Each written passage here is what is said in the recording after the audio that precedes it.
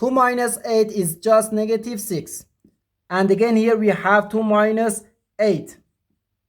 So negative 6 times negative 6 gives us 36. But this answer is not correct.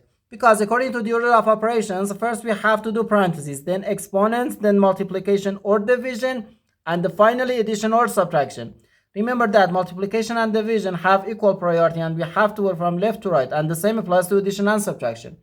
In this expression, we have one subtraction, one multiplication, and these parentheses. Inside these parentheses, we have one subtraction. We need to pay attention that here we have a multiplication, because in mathematics, when a number is placed next to parentheses, it means multiplication, and we usually don't write the multiplication sign for brevity.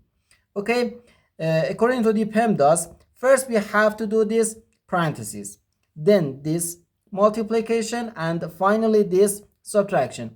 If you do this subtraction before this parentheses or this multiplication, it is wrong. Okay,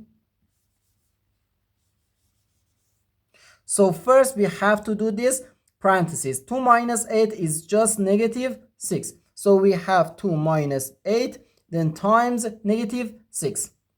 Now we have one subtraction and one multiplication.